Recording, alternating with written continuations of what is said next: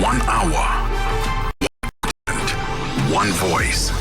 Africa World Hour with Tsepiso Makwetla on Channel Africa, the African perspective.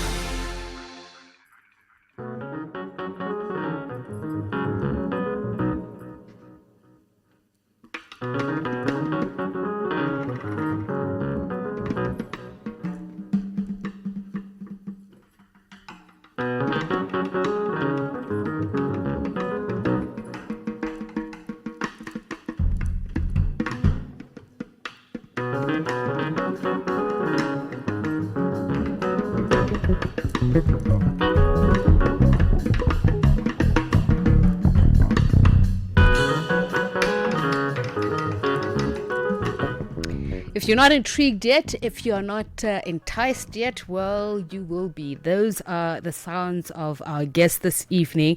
And so we celebrate South Africa's most innovative and soulful jazz voices, born in Soshanguve, a township situated in South Africa's capital, Pretoria, shaped by a powerful family legacy of music, and now standing on firmly her very own shoulders and light, Thandi Ntuli has carved a space that bridges our past, present, and future through sound. From her debut album, The Offering, to her deeply reflective and spiritual project, Black Elijah and the Children of Meroë, she continues to create music that is as personal as it is universal. So with Standard Bank Joy of Jazz Festival around the corner, we're honored to welcome Thandi Ntuli to Africa World Hour. Thandi, welcome, and such beautiful piece of music. It sounds like something I definitely want to listen to live. Thandi, are you with us? I apologize. Let's turn down the music so that we can hear you. So welcome once again. I hope you could hear me over that beautiful piece of music. So the Joy of Jazz is coming up, and as I was saying that, you know, your music, the experience, I can already imagine myself there live. What has been the reception to, your body of work from the beginning up until now? Obviously, for all of us, there's growth along the way. Yeah, I think the reception of my music is something that I could never have expected. It's definitely something hoped for, but I really didn't imagine that people would take such a liking to my music. And also, I think I was very moved by the way that so many people who are young and sometimes younger than me also enjoying the music that I make. So yeah, I think it's been surprising a lot of the time. How would you describe your music and the experience that you want to evoke? And I'd be interested to know if the way that you prepare for a festival, a live audience, is the same that you would maybe for even a more intimate concert setting. Okay, well, let me say that how I describe my music firstly is searching or seeking, because I don't think that if anyone listens to my music, they'll hear one specific genre. And I think that's what I enjoy about the fact that I play jazz music, is that jazz is the genre that allows you to draw from so many different influences. So I think I would describe it in that way. And in terms of preparing for a Joy of Jazz versus an intimate show, it definitely is different. I do have in mind the space that I'm in, but I also think what is always at the forefront of the preparation is the intention that I have, just trying to get a clear sense of the intention, because that kind of helps me to shape the set, and also to get a sense of how I would like it to feel and flow. Kind of also thinking of it a little bit like I would plan or put together an album, in the sense that I want it to flow in a way where it's telling a story, where people can feel like they gained something from the whole experience. As you say, the way you put it together, it's about searching, it's seeking. So that genre fluid posture, is it influenced by, as I mentioned, your musical heritage and your journey to finding your own inner voice, or what has exactly steered you to the type of music that you do? As you say, it's jazz, but you can hear classical, and you can hear all types of sounds in it. Yes, I think it's influenced by my urban experience, you know. I grew up, I'm a child who grew up in the 90s. So as much as I play jazz, which people usually associate with my father's generation or before that, um, we grew up in a time where there was R&B, there was hip hop, there was kwaito. And so by virtue of the fact that that music is music that I listened to growing up and still listen to now, it makes its way into my music, into the way I write, even if it's not, for example, even if I'm not following a specific formula that is more influenced by those genres of music. It somehow makes its way through. There are artists who are like Robert Glasper, who's also a jazz musician, but he's very well known for that and doing that very, very distinctly, of bringing in influences of hip hop and soul, and also featuring musicians that we are more inclined to seeing as neo soul artists, featuring them in his music as a jazz artist. So um, it's something that is is actually more common than it's not, because even the greats like Herbie Hancock have been very much genre bending in their whole expression, they're parts of Herbie Hancock which do have a sense of classical. There's some of it where it's pop, there's some of it where it's hip hop even. Um, and so yeah, I'm influenced by musicians who do that a lot, but also it comes from the fact that I listened to a whole host of different things growing up.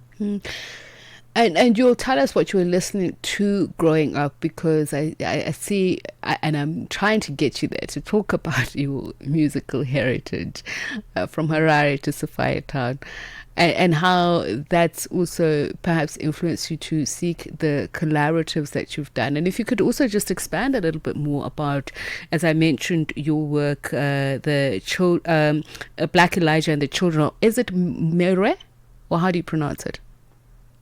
I say Meru, Okay. but some I, people I say saw Meroe. I saw that because I thought it seems French, but when you speak several languages, you just never know which way to sway to. So which one is it?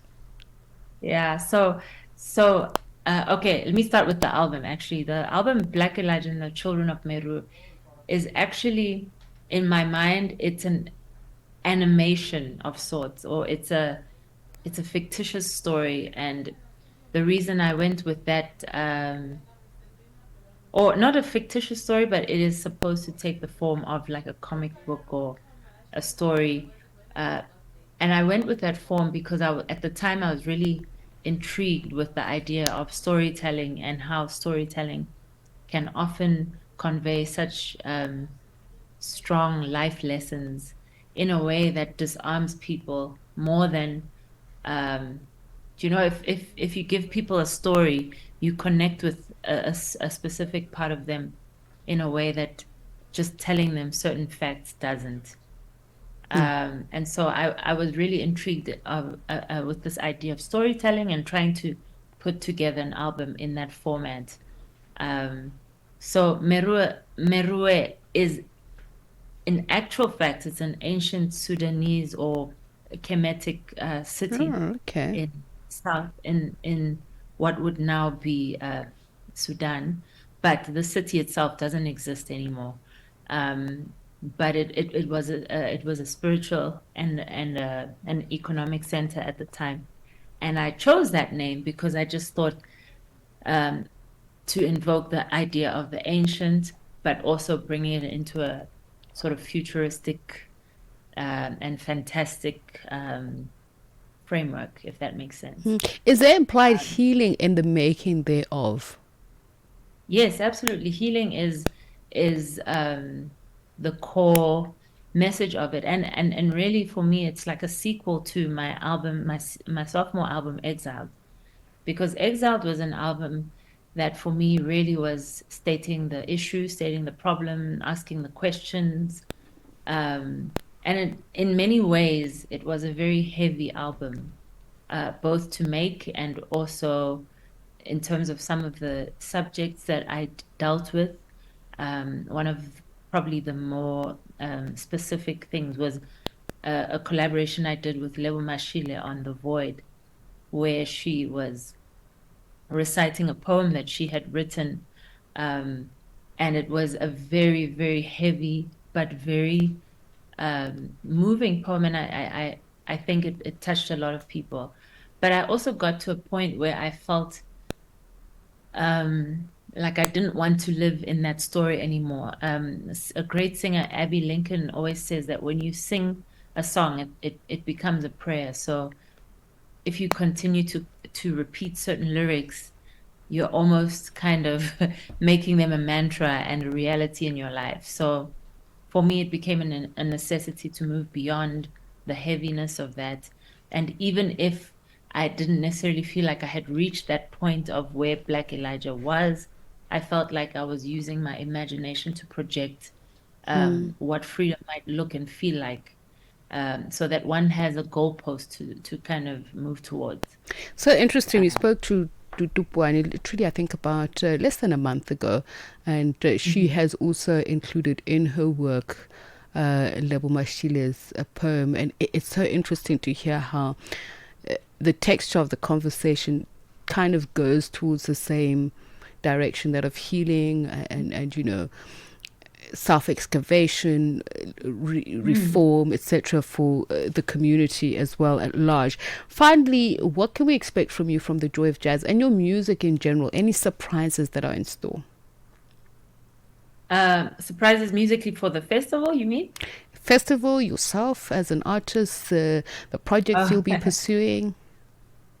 I've actually been in a very non-music focused period in my life. So, well, not directly, let me say. I have been still doing music related things, but a lot of the things I've been focusing on have actually been on healing. I've been learning about Reiki, and also I did in 2021, I did a yoga teacher training course. Not that I'm going to teach, but I think I've just sort of expanded my view of what I do as a musician to really, really encompass things that I've learned about healing and energy work.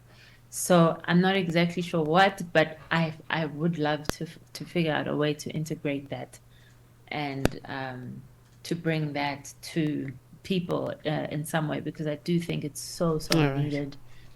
And then in terms of the festival, I think you can just expect a good time. My intention is to bring some great parts of our past back, because as you may know, and as many people may know or may not know, the band Harare was quite a visionary band in the sense of what they stood for and the bands that they eventually also influenced, coming from the 70s. In that period, they started bringing in the whole idea of Black consciousness into their music, into their style, into their lyrics. So I think it's very easy in our country to forget some of the best parts of ourselves, and I think featuring Harare for me was a way to honor the legacy of this band, as well as also the legacy of a band that I guess directly because of my uncle I'm connected to. All right, Thandi, thank you so much for speaking to us. Just a quick aside to end our interview. There's just been a fascinating sound that keeps popping up during our conversation. You know that click sound that happens when you're listening to vinyl? Yes. Honestly, throughout our interview, that sound has been popping up. It's so interesting. But Really? absolutely, maybe it's just my mind. Because I never come across that sound on digital anything. I'm listening to it in my ears, and maybe it's also because of my obsession with vinyl as well. But literally, I've been hearing it throughout our conversation, and I hope it Oh, actually does come out in the recording because it would be a very interesting touch for the studio. This yeah. studio must carry a whole lot of stories that are actually seeping in through our conversation on air. But Thandi Yeah. Ntuli, thank you so much for speaking to us. It's been such a pleasure. She's going to be performing at the Standard Bank Joy of Jazz Festival on the Friday, I think the 26th of September. And that's how we come to the end of Africa World Hour this Friday. Thank you very much to our technical producer, Dumelo Zulu, and our producer, our technical producer and our producer, and also thank you to Stagazalo Slamini. I want to say thank you for your contribution to the show today. And up next, Sheila and Dukumana with Africa, or rather African Diaries.